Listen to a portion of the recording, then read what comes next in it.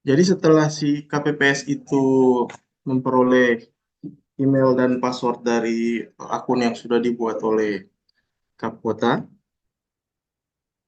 selanjutnya dia tinggal memasukkan email tersebut di eh, lokasi login seperti biasa di Siakba.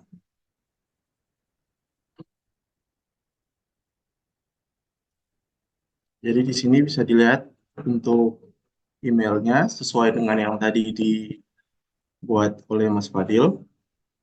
Kemudian untuk passwordnya saya koreksi sedikit dari Mas Bagas tadi. Jadi untuk passwordnya itu keseluruhan dari email yang di-input. Jadi sampai dengan @mail.com-nya itu emailnya. Jadi sama persis seperti ini. Jika sudah, kemudian tinggal diklik login.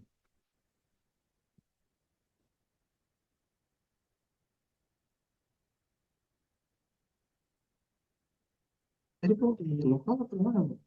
Langsung. Kok nggak ditemukan?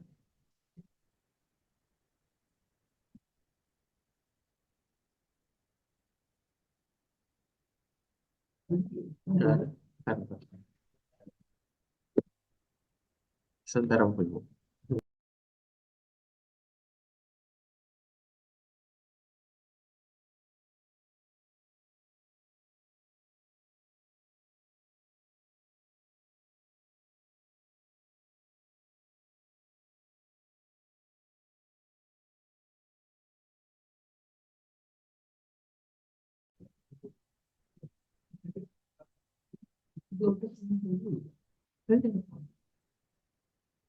Sebelah.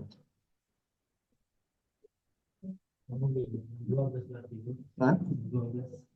12. Nah, baik, Bapak Ibu, mohon maaf. Selanjutnya, jika untuk anggota KPPS pertama kali login, maka ada halaman selamat datang di sini.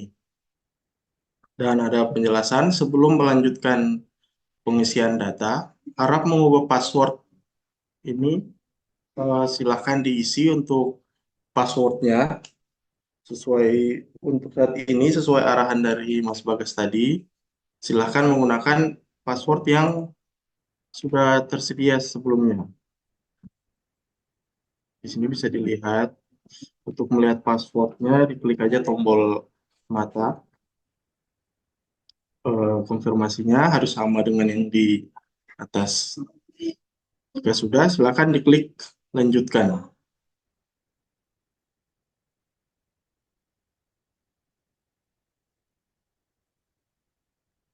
Jika berhasil, silakan klik tombol lanjutkan di sini.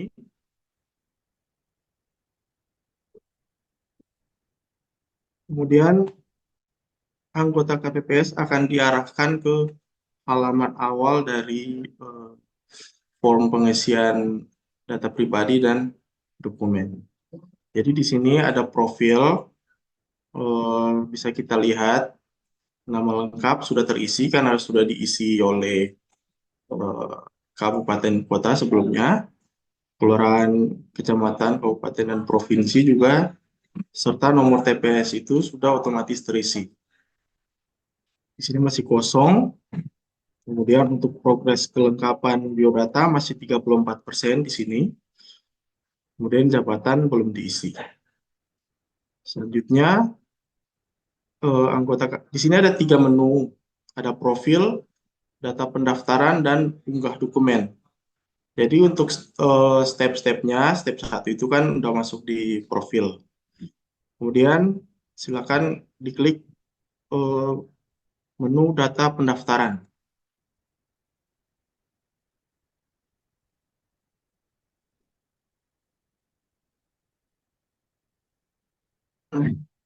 Selanjutnya di sini karena di sini ada form NIK, karena NIK sebelumnya itu hanya dummy, jadi di sini harus diisi data yang sebenarnya dari anggota KPPS.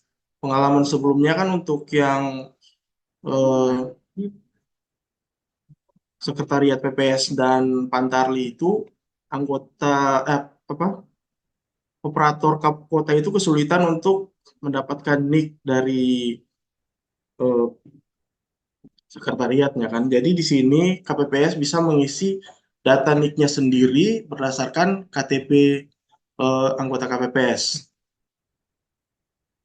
Di sini diharuskan 16 digit untuk karakter NIK.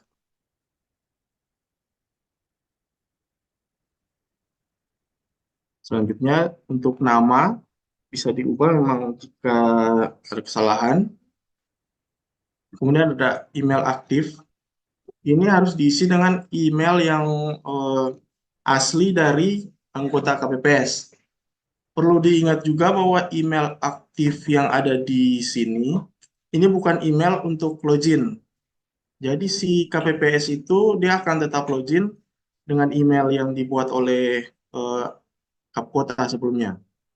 Jadi di sini dia isi email aktif, karena email aktif ini yang nanti kita akan gunakan untuk keperluan verifikasi lainnya jika diperlukan. Karena kalau kita menggunakan email dummy ini, jika ada keperluan email untuk di aplikasi lain, tentu tidak bisa digunakan.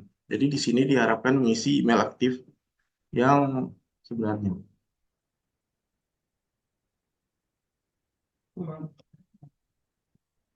Selanjutnya untuk jabatan, ada dua pilihan, ada ketua atau anggota. Untuk apabila belum dilantik atau belum diketahui jabatannya, anggota KPPS bisa memilih anggota jabatannya anggota KPPS terlebih dahulu. Jadi kemudian nanti untuk diubah selanjutnya bisa dilakukan oleh Kapkota. Selanjutnya tempat lahir, tanggal lahir silakan dipilih di sini, tahun bisa diketik, bulan dipilih, dan silakan dipilih tanggalnya. Jenis kelamin, pendidikan terakhir diketik saja, tidak ada pilihan. Kemudian alamat,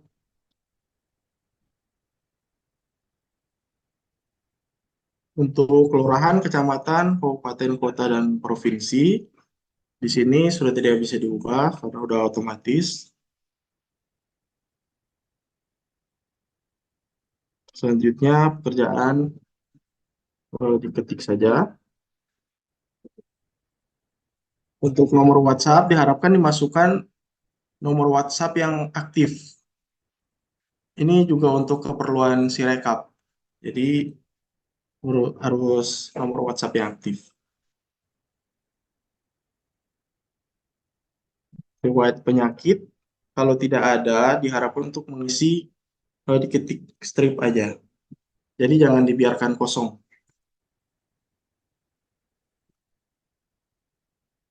Ini untuk perangkat elektronik yang digunakan. Selanjutnya untuk riwayat kepemiluan, jika ada bisa diisi, jika tidak ada bisa dilewatkan. Soalnya di sini diisi. Kalau emang lebih dari satu bisa diklik tambah.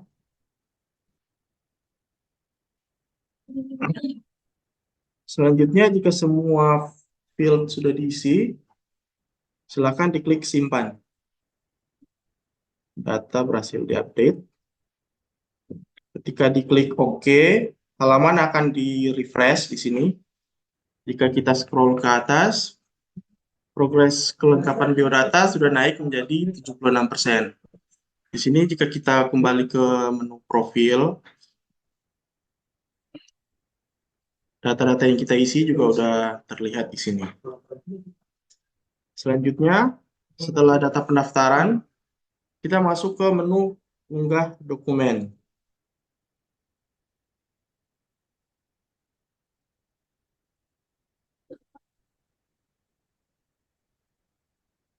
Untuk unggah dokumen di sini ada 7 dokumen yang akan diupload oleh anggota KPPS. Pertama untuk pas foto silahkan dipilih.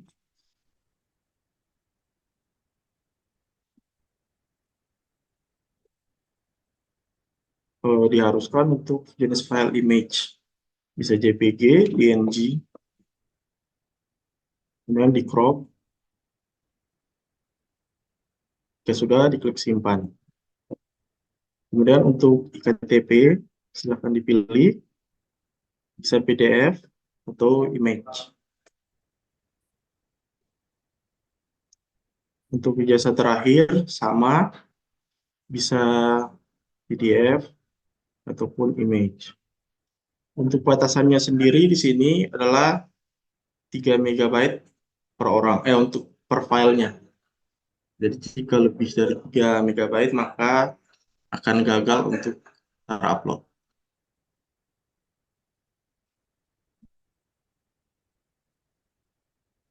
Kita isi surat pendaftaran, surat pernyataan,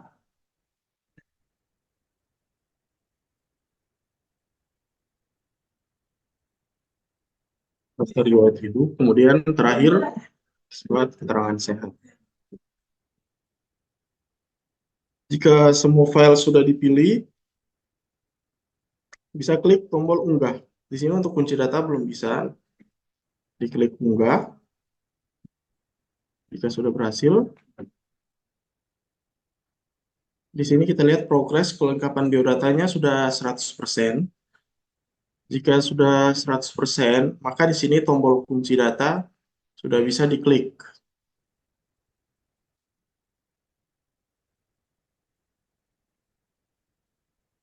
Jika untuk anggota KPPS yang sudah yakin dengan datanya, jika datanya sudah benar, untuk memastikannya bisa diklik dulu, lihat file di sini. Ini sudah sesuai dengan yang tadi diupload. Jika ada yang tidak sesuai, bisa diklik hapus. Nah, di sini kita lihat apabila satu file belum di-upload, progres kelengkapannya 97%.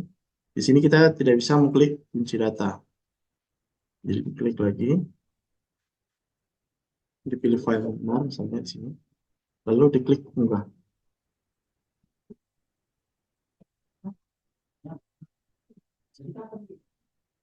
Saya mau jelaskan sedikit tadi di sini, mengapa saya bilang untuk di data pendaftaran, misalnya untuk riwayat penyakit, kalau kosong diharapkan isi straight di sini.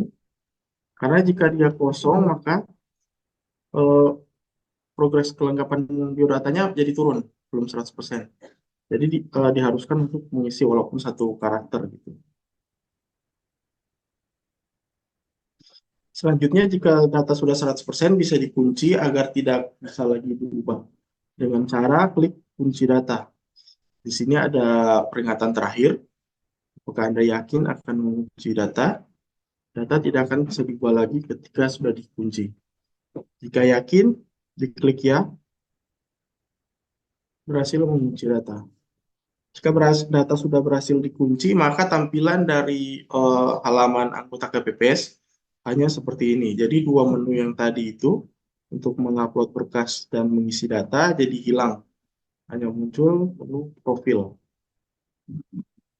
Oh iya, untuk ini nanti ada perbaikan.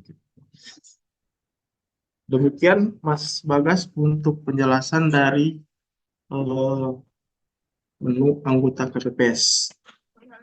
Oke, makasih Mas Dev. Izin Bapak Ibu, jadi yang digunakan untuk email dan password adalah tulisan yang sama gitu. Jadi tadi ada ralat dari Pusdatin dan dari kami bahwa nanti sesuai dengan username dan password adalah sama dia. Jadi itu yang akan menjadi password sama emailnya gitu. Nanti kemudian jangan sampai kemudian nanti kita arahkan untuk PPS agar dan KPPS agar tidak kemudian mengubah password dan username tersebut gitu, karena itu nanti akan berdampak ketika nanti si calon KPPS ini ada kendala ketika proses pengisian gitu. Jadi itu mohon dipastikan gitu password yang kemudian kita meminta kembali untuk menyampaikan password baru itu bisa diarahkan untuk memakai password yang sudah ada saja gitu. Jadi itu biar memudahkan ketika nanti terjadi sesuatu gitu.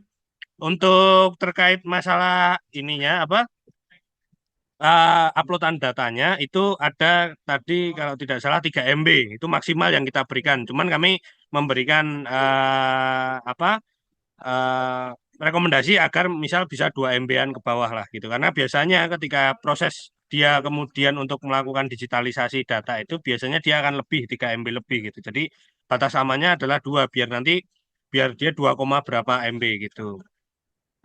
Mungkin